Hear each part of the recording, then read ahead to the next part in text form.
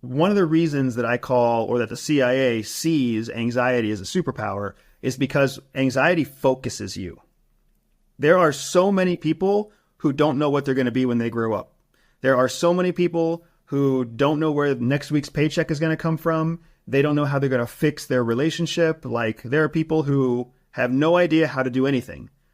And right now, they're just playing video games or surfing Netflix or, doing whatever they do for their day job, flipping burgers or turning wrenches or programming computers, right? They're distracted, even though they know they have shit they need to figure out. Anxious people don't have that happen to them. Anxious people have such anxiety because they can't take their mind off the thing that causes them anxiety. So if that's work, there's a reason anxious people become super successful at work. It's because they've been worried about work since they were like 14, right? There's a reason that anxious people so rarely get raped, beaten, mugged, abused, because if they're anxious, they're worried about those things. They're thinking about those things all the time, so they don't let themselves get into dangerous situations where they will become victims, right? This is the unfortunate, truth about the lie that the society believes about extroverts and people who are the life of the party and people who are like fearless. All of those people, tragedy befalls them all the time. They're the people you read about who got hit by a car on New Year's Eve, or they're the people that you read about who have these tragic accidents, or the people who are like murdered on the side of the street, or the people who are part of accidental shootings and whatever else. People who have anxiety are so hyper-focused on self-preservation that they persevere and have higher probabilities of success than the people who don't have anxiety. All CIA has learned how to do is be able to use psychological profiling to find those people, and then they train those people so that they can direct and harness their anxiety instead of constantly be overrun by their anxiety. So anxiety is a superpower that's so valuable that CIA actively recruits to find people who have it. And then they train them how to use it. It's just like any other superhero story you've ever heard, right? The hero has the talent, but they need to be trained to use their superpower.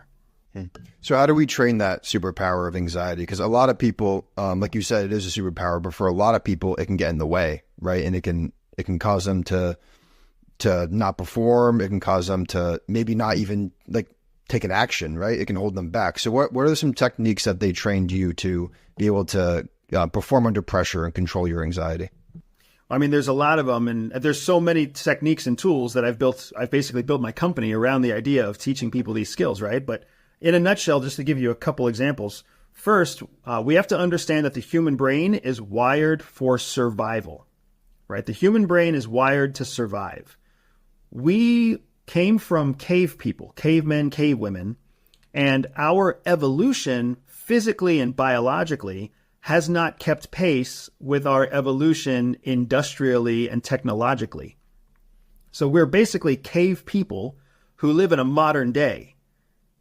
And we didn't evolve. Our emotions, our cognition, our psychology has not evolved at the same rate as all of our innovation has evolved. So as a result, we live in these beautiful homes connected to the internet 24 hours a day, with videos and movies that we can stream in on a TV, where we don't even have to, every phone call you make can now be face to face.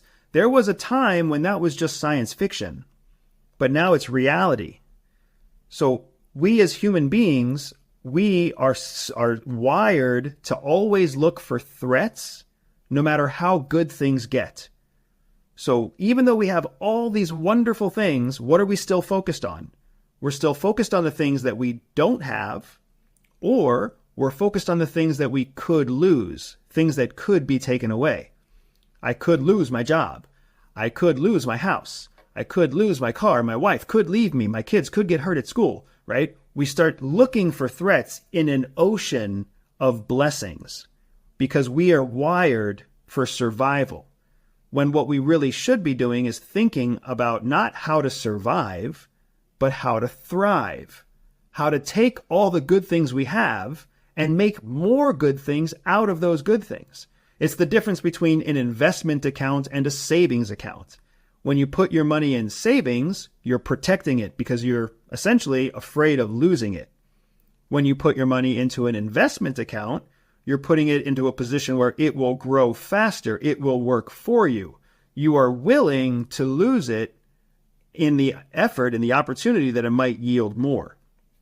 Human beings, the way that we are biologically wired, we think of our time as a savings account when we should be thinking about our time as an investment account.